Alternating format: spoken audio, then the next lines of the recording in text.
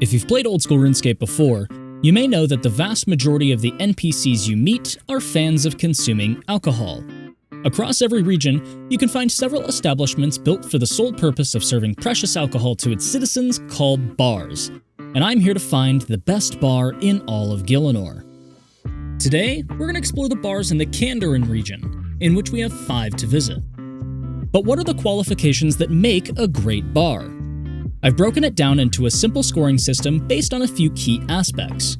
We'll start with addressing the location of the bar, as nobody wants to go too far out of the way just to get a drink. Then we'll assess the general decor and layout of the building, as that can play a big role in comfort and enjoyment. Lastly, we'll go over the menu options being served, as a larger menu gives the patrons more options to enjoy. With all that being said, let's get into it. Today, we'll be starting with the unmistakable gnomish franchise by the name of the Blurberry Bar within the Grand Tree. This location is obviously quite ideal, being right in the main hub of the capital of the Gnome Empire, the Gnome Stronghold, which is one of the largest cities in all of Gielinor. Just like we saw from the Toad and Chicken in Burthorpe, there are actually 2 locations for this bar. But it's clear that there's one main location on the 2nd level of the Grand Tree, while the secondary location is right beside the Gnome Ball Field, both offering the exact same selection. I'll only be really considering the main location today, as there's no real need to rank these separately. Speaking of ranking, I don't think anybody would argue that this bar gets a perfect 5 out of 5 for location, being in a perfect hotspot for locals and tourists alike. One interesting addition to this bar is that it's actually part of a minigame called the Gnome Restaurant, or Aloft Gnome Food Delivery Service. In this, you have the opportunity to essentially work for the gnomes by taking orders, preparing the requested items, and then finally delivering the items within a specific time limit depending on the difficulty of the order. You cannot simply purchase the pre-made items from the bar or restaurant, however, as the customer will not accept it. You'll need to make the food or drinks yourself using the ingredients sold at the Grand Tree Groceries or Funch's Fine Groceries. It does seem a bit strange that some of the order requests are from people that are quite literally in a Blurberry Bar location already, but perhaps they really just want one made by you specifically. Although, technically, you can buy and sell the player-made food and drink items from the Grand Exchange in Varrock. This means technically you can complete the orders in this minigame without ever having to make anything yourself, which is the perfect solution for all of those lazy employees out there. Shifting our focus back to the design and layout of the Blurberry Bar, I'm actually quite conflicted here. You see, this bar is obviously very unique, being that it's built within a massive tree that's been converted into what's essentially a shopping center. However, there isn't really much here in terms of furniture, comfort, or really anything besides the circular bar in the center and a leafy roof over top. There's no seating or tables present, which is strange as there's a designated seating area for Jian's restaurant on the other side of the Grand Tree. The secondary location by the Gnome Ball Field does have a few benches, but then again there's no tables to set your drink on. This really is a shame, as I really love the aesthetics of this bar, but given the seating and table situation, I can't really in good faith offer this bar any score higher than a 2 out of 5 for design and layout. This bar seems to operate more as a delivery service than anything else, which is great for anybody looking for a drink on the go, but not so great for anybody wanting to stop in and stay for a while. I wonder if the owner of the Blurberry Bar could get in touch with the owner of the Jolly Boar Inn in Varrock, as I'm sure they have a few tables and chairs they'd be willing to part ways with for cheap. Taking a look at the menu of this bar, at first glance they have quite an impressive selection. Keep in mind, however, that this bar does not offer any sort of food at all. I know that there's a restaurant selling food in the Grand Tree, but being that Jian's restaurant is on the other side, I can't really consider that food to be a part of this bar's menu offerings. The way I look at it, this level of the Grand Tree operates more like a mall, or a shopping center, with several different stores operating in the same general area, but they're all separate stores. Therefore, given this bar has 3 or more drink options, but no food options available, that leaves it with a final menu score of 3 out of 5. The Blurberry Bar is an icon for the region of Kandarin, and it shows with its final score of 10 out of 15. I genuinely believe that there would be a lot to gain by Jian's restaurant and the Blurberry Bar merging into one beautiful restaurant and bar combo. I understand that they collaborate with the delivery service that they offer, but I just can't help but think about how nice and convenient it would be if you could grab a table at the restaurant and order a cheese and tom bata with a drunk dragon to drink. Making our way south, we reach the humble city of Gielinor. Whoa, hey, is that Golden Gnome nominee Josh Isn't Gaming? Alright, get out of here. Located in the southwestern corner of Gielinor, we have the Dragon Inn. Now, this is sort of a strange city, as geographically there's no real paved paths that lead you here. Unfortunately, there's also a constant looming threat, being the ogres to the south in Gutanoth. Due to this tension, there's a large amount of guards that can be found all throughout the town, so safety of the public is certainly a priority, and it doesn't seem as though there's any active war going on at this time. There's several good sights to see in this town too, including the bank, Alex Hunter Emporium, and of course the fabled Magic Guild. Given the lovely town, albeit a bit out of the way, and it has a bit of ongoing political tension, I'll give it a 3 out of 5 for location. Taking a closer look at the layout and design of this inn, we can see right away that there's a very clear theme going on, being the red, black, and gold colors for the main seating area. There's one large table to the right with 3 stools surrounding it, and another small table pushed against some crates in the corner that seem a bit out of place. This bar also has the same crate shape with the spouts coming out of it that we saw from the Rising Sun Inn, and there's also 2 mounted dragon heads along the southern wall, one being red and the other being black. If you take a closer look, there's actually no dragon in the game that matches the mounted black dragon head, as the normal black dragon, brutal black dragon, and the king black dragon all have a different design. The red dragon head, however, is identical to the design seen from Mr. Mordeau, the host from the Surprise Exam random event, which is a slightly different design from the red dragon or brutal red dragon variants that you can find throughout the world.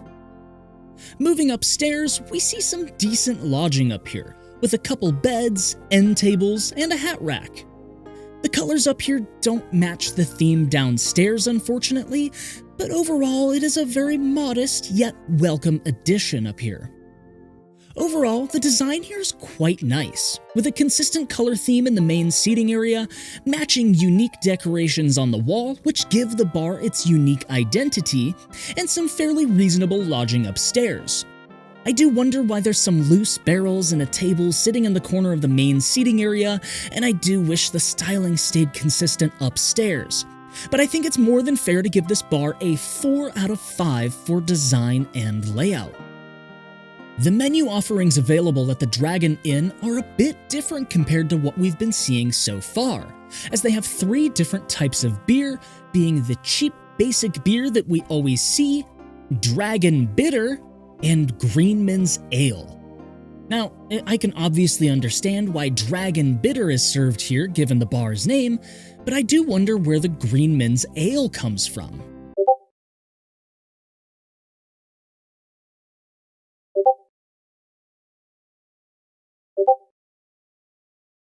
Oh, interesting.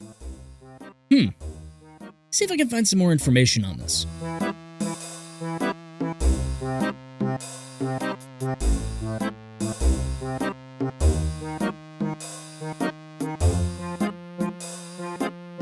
Really? Nothing. Well, it's not like he was the... No way. How? Ah, I see. It was referenced in the RS3 wiki, but the connection was never attributed to the old school Runescape wiki. Well, thanks to Josh, the wiki page for the Greenman's Ale now has a correct bit of trivia that, according to the Lumbridge cook, this beer is the official sponsored drink of Castle Wars, which resides just to the west. Pretty neat, huh? Anyways, this bar unfortunately does not offer any food for sale, just like the Blurberry Bar. So, given that it has 3 or more drinks available, that leaves us with a 3 out of 5 for menu variety for this bar. This bar is also a part of Alfred Grimhand's bar crawl, offering the Fire Brandy for a limited time. But again, I won't be counting these special drink offerings, as you can only acquire them on a special occasion a single time. Overall, this bar has a great vibe, and given its connection with Castle Wars and its lovely interior design choices, there's no wonder that this bar gets a final score of 10 out of 15. I have no problem with recommending this bar to anybody looking to get something to drink in the southern region of Kandarin, especially if you need someplace to cool off after a long day of Castle Wars, if anybody still participates in that anymore. But just like the several other bars we've seen, be cautious of how much you drink, as there's no food available at this location. You wouldn't want to end up like the guard captain, who is certainly 3 sheets to the wind. Seriously, is somebody gonna cut this guy off? Shifting our attention just a bit to the north, the next bar we have to investigate today is none other than the Fight Arena Bar, which is located just on the southwestern corner of the Fight Arena, north of Gielinor.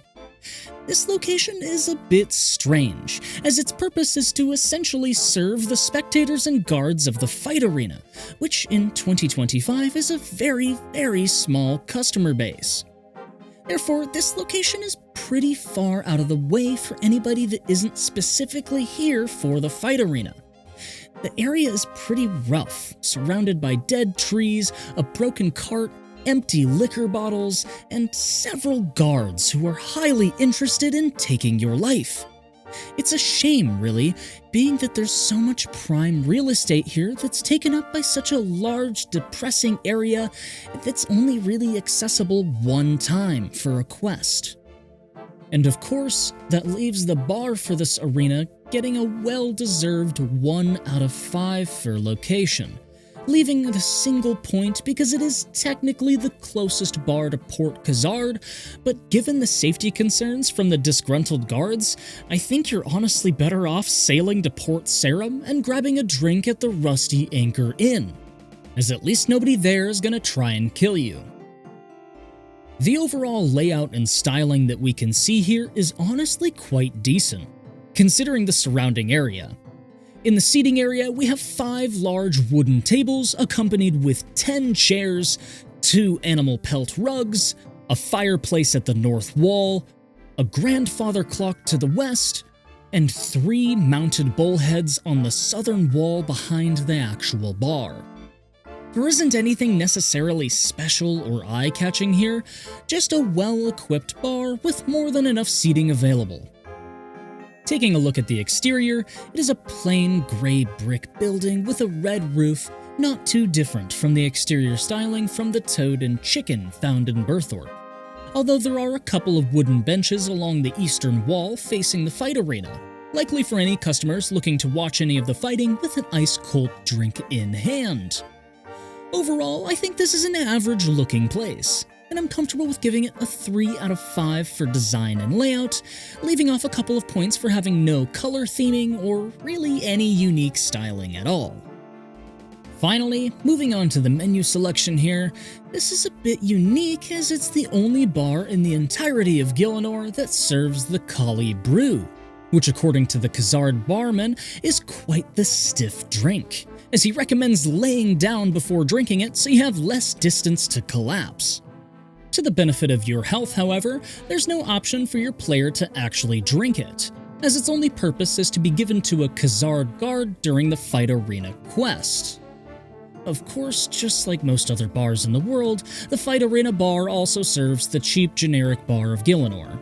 Given this bar serves 2 different types of drinks, I'll give it a 2 out of 5 for menu variety. This leaves the Fight Arena Bar with a total score of 6 out of 15, which is definitely below average. This is a bit of an oddball pub in my opinion, being located in such an odd location for a venue that has exactly one single purpose along your entire adventure across Gielinor. It does look fairly decent, and its menu isn't the worst that we've seen, but it's honestly a hard place to recommend to anybody. It isn't necessarily offensive to be here, unlike some other bars we've explored, but there's so little reason to be here, and the single unique offering this bar has, being the Kali Brew, is of course unable to be consumed. But maybe that's for the best, as I tend to prefer staying conscious when drinking in a public place. Shifting this journey to the massive city of Ardoyne, the next bar on our list is none other than the Flying Horse Inn. Located just west of the main square, north of the East Ardoyne Castle along the main road, it really doesn't get much better than being in the heart of the capital of Candoran, Ardoyne.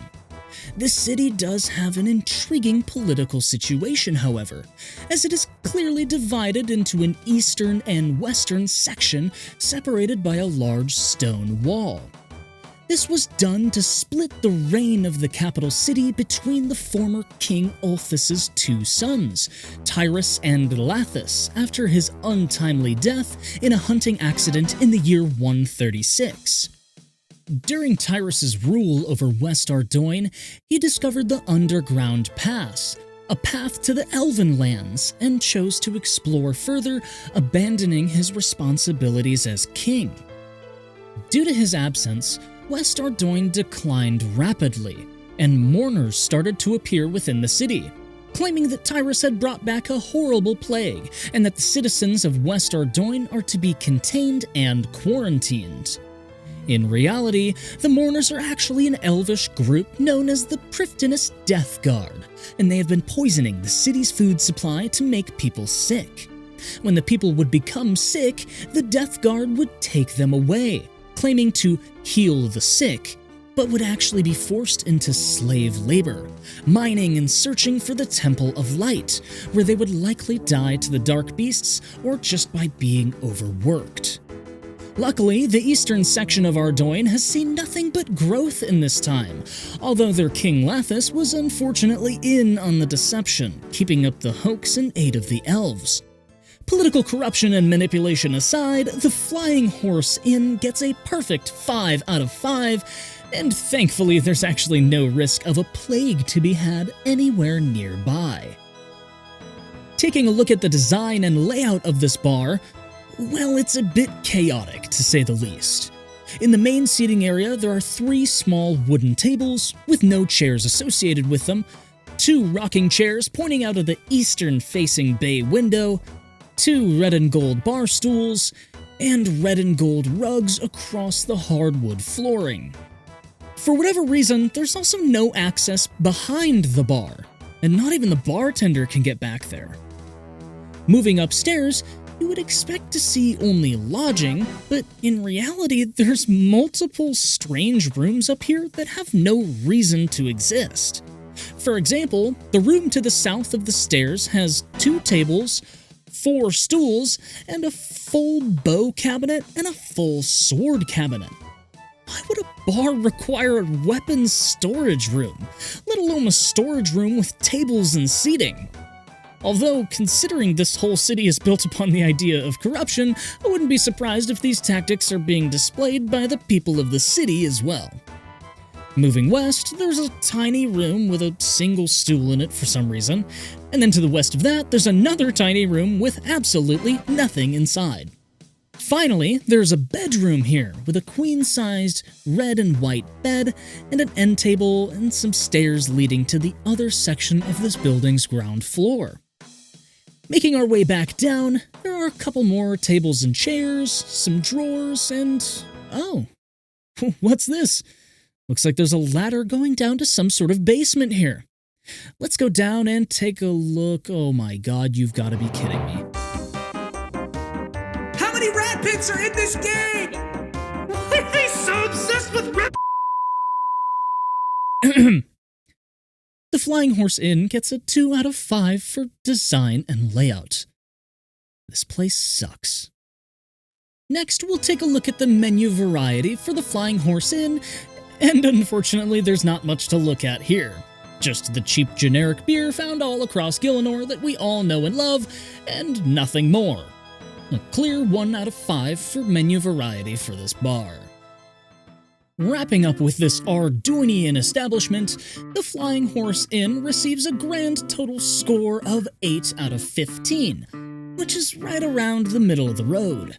This bar is blessed with a superb location that is nearly impossible to beat, but cursed with a wildly confusing and cramped interior design layout, a poor menu variety on offer, and another god-forsaken rat pit that resides below for some reason. If you happen to be in the area, I can't fault really getting a drink here, but I wouldn't go out of my way for a visit. Unless, of course, you're looking to claim your rewards from the Ardoin Achievement Diaries. But I do wonder why the person they put in charge of this very important task also happens to be intoxicated 100% of the time. Is that a liability? Probably, but it's also not my problem. So let's move on. Taking place in the small settlement known as Sears Village, we arrive at our final bar for today, Forester's Arms. This city is a small yet highly recognizable landmark of Gielinor, especially being next to the famous Camelot Castle and being sort of the midpoint between Ardoin and the Fremennik province. Near the bar, we have a few decent points of interest, like the courthouse, the entrance to the elemental workshop, a coal truck depot, and the Bank of Runescape. One interesting note about this particular bank in Sears Village is that it actually contains a secret message, hidden in plain sight. Taking a look at the bank booths, if you interpret the open bank booth as a dot and a closed bank booth as a dash, the booths spell out the word items in Morse code. Being that Sears Village is a smaller settlement in the world, and Forester's Arms being right on the main road, I think it's more than fair to offer this bar a 3 out of 5 for location. Shifting our attention to the design and layout of Forester's Arms, the first thing that stands out to me is that there is a decent amount of space available here. In the main seating area, there are 2 large tables, each one with a stool allotted, and 2 red and gold gaming tables with red and gold stools to match. There's also a matching red and gold area rug in the center of the stone floor, a large fireplace on the northern wall, and a small outdoor patio with 2 tables and 3 stools, which I always appreciate. There are a couple of posters above the gaming tables as well, each have about 8 different runes on them. The bottom 4 runes are the elemental runes, in the order of water, earth, fire, and air, which happens to be the same order the elements are mentioned in the Avatar The Last Airbender series, which I think is pretty cool. If we take the stairs to the northeast, we can find a large room with 7 more large tables and a whopping 14 chairs to accompany them. Other decorations include a large piano in the southwest corner, a grandfather clock on the north wall, and the walls are adorned with More paintings. Needless to say, there's no shortage of seating at this bar, and that's certainly to its benefit. The first floor is a bit strange, as several of the tables are being used for the bar, like we saw at the Rising Sun Inn, and I find it really messy and incomplete looking. There's also a wide table placed right in front of the main entrance, which is definitely a frustrating experience to get around, but it's not too bad. Overall, the Forester's Arms is honestly a great-looking bar, with a basic color theme being used, and that's always appreciated. The first floor's arrangement is a little bit messy, but other than that, I think this bar deserves a 4 out of 5 for design and layout, as everything else looks great and it's laid out really well. Moving on to the menu offerings here, this bar serves the cheap generic beer we've seen at most bars in the world, and also serves a couple different food options, being the meat pie and the stew. It's good to see some different menu variations, as I've yet to see a bar offer any sort of pie in any of the previous bars we've investigated. Given this bar serves one type of drink and 2 different food items, that leaves us with a menu score of 2 out of 5, which certainly isn't the worst we've seen. One interesting note is that there's a poison salesman that runs his business in the bar, presumably, and when you talk to him, he will mention that he's selling Peter Potter's patented multi-purpose poison, which implies that this gentleman's name is Peter Potter. Who knew? It's pretty easy to see that this bar is no slouch in terms of quality, with a final ranking of 9 out of 15, which is the second highest score that we've seen today. With a decent location in Sears Village, an impressive interior design with only a few strange anomalies, and a cromulent menu selection, I think that this is a fine bar to recommend to anybody, especially if you happen to be a fan of meat pie. Though I do wonder what kind of meat they're using for the pies. I hope it's not... No, it couldn't be, right? Right? Wrapping up with the final rankings of all the bars today, we'll start with 4th place being the Fight Arena Bar with a final score of 6 out of 15. Which doesn't really surprise me considering its poor location. There isn't really much reason to ever come to this bar unless you somehow find yourself at the fight pit, in which case be sure to stay far away from the guards. In 3rd place, we have the Flying Horse Inn in East Ardoyne, with a final score of 8 out of 15. Clearly this bar benefits by having a near-perfect location, but unfortunately has an awkward interior design layout, basic menu variety, and has a literal rat fighting pit in the basement. At least the bar itself isn't in the rat pit this time, but that doesn't forgive its existence. Moving on to 2nd place, we have the Forester's Arms, located in Sears Village with a final score of 9 out of 15. I really did enjoy this bar's cozy vibe, and the outdoor seating and grand piano on the 2nd floor did help it stand out a bit from the crowd.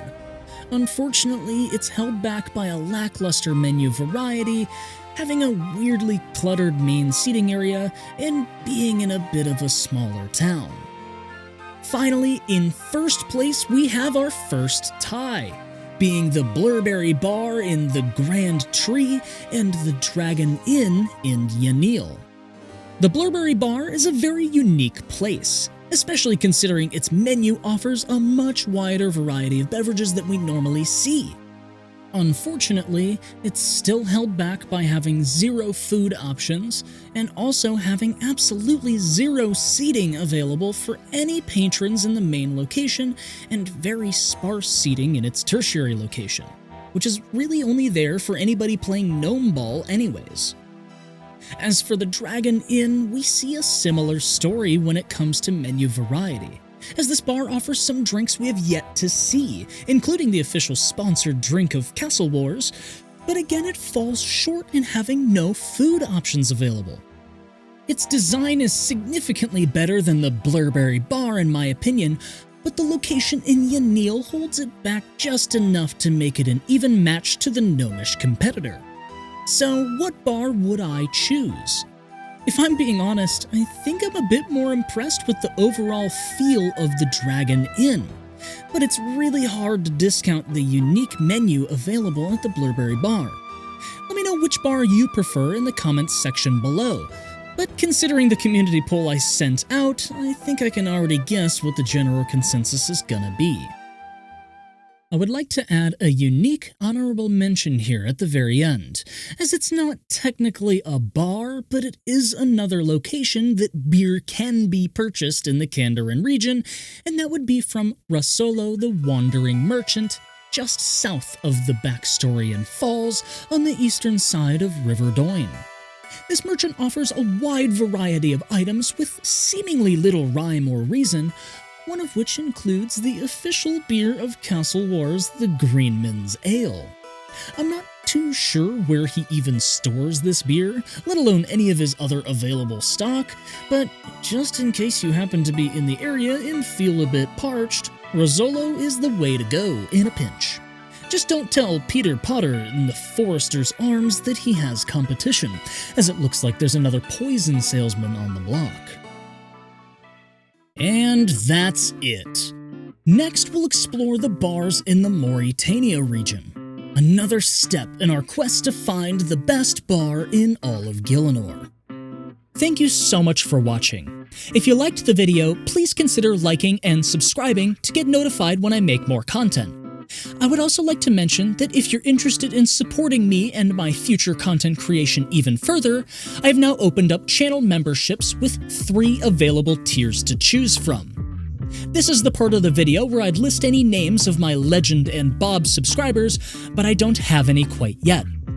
I am doing content creation full-time now, so any support at all is greatly appreciated. With all that being said, thank you again, and take it easy.